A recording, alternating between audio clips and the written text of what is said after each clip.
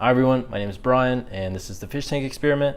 So in today's video, I'm going to work on this 30-gallon shrimp aquarium, and the focus is to take care of the algae that's starting to show up here. So we're going to go through a list of steps to algae proof this tank so that it never becomes an issue again. And it is early on that it is very easy to take care of before it kind of gets out of hand later on. So we're going to work through that list of steps, and by the end it should be all taken care of. Oh, and remind me to buy a fish stand next time. So in my tank I have this green dust algae showing up on top of the rocks. So I put together this list of 7 really simple steps that will help take care of this algae. And I believe most fish tanks will have algae at some point. And this doesn't mean you have to go purchase a bunch of algae eaters. It just means you need to make some adjustments in your tank, and they could be as simple as giving your tank 1 less hour of light per day or cleaning your filter, easy things like that. So also through this process, there's about 10 baby shrimp swimming around the tank, so I'll be careful not to mess with those. So we're gonna do a water test and then get through the 7 steps. So this is the kit I use, and I'm testing pH levels, nitrites, nitrates, and ammonia.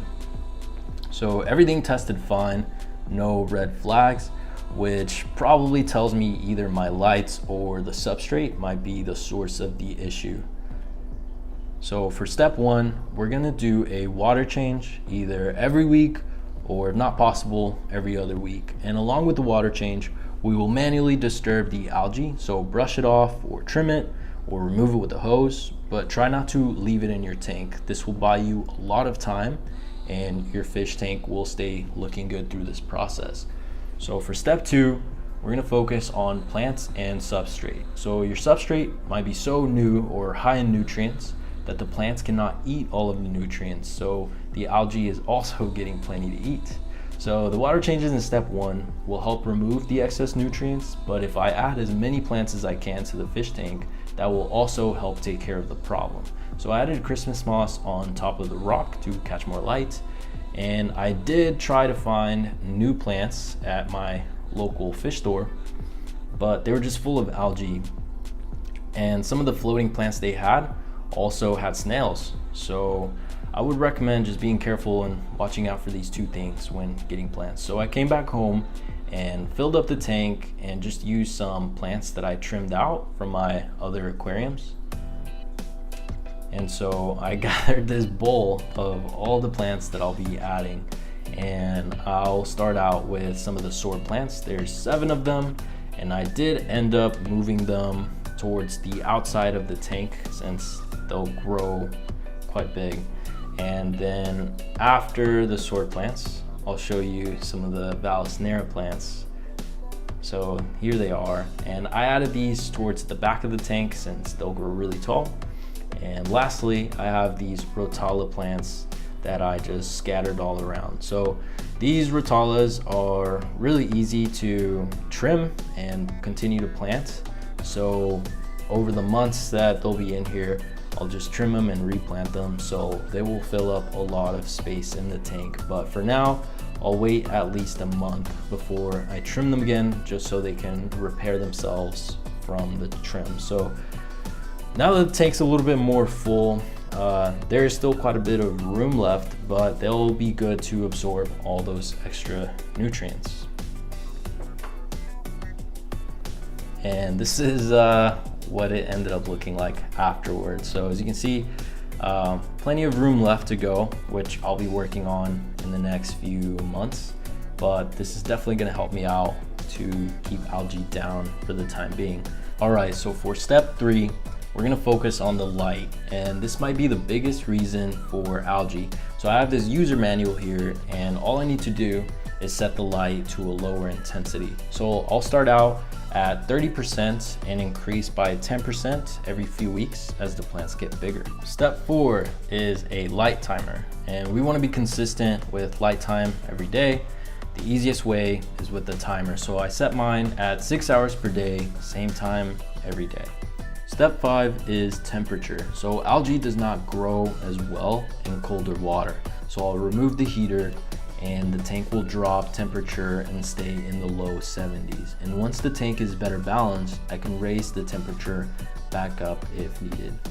And step 6 is to improve flow and filtration. So I picked out this Fluval Filter because I thought they did a good job with everything inside the filter. It has a back sponge for mechanical filtration. It also has a biofilter that you can fill with your own media if desired. So they provided some, but I'm sure you could use your own media preference if desired.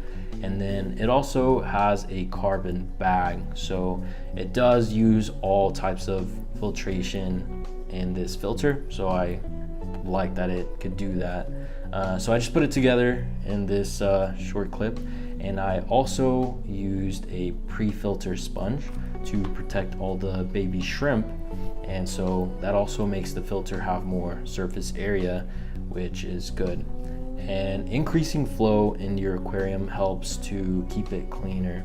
It minimizes zones in your tank where everything just settles and creates ammonia as it decomposes. And lastly, just filter maintenance. So the cleaner your filter is, the less likely you're able to have ammonia or nitrates, things like that. So it'll be less likely that you have algae.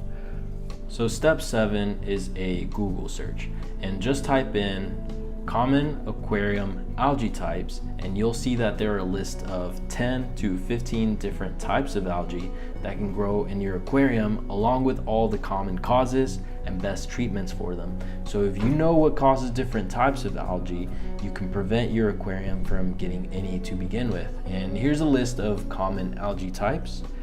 And having algae eaters does help, but it doesn't take care of the underlying issue.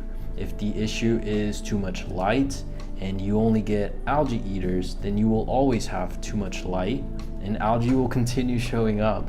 And if the issue is high ammonia and you get more algae eaters, then the ammonia will only get higher. So I only say that in case it ends up being a simple fix for you, and this way you can end up saving yourself money. All right, that is it for today's video.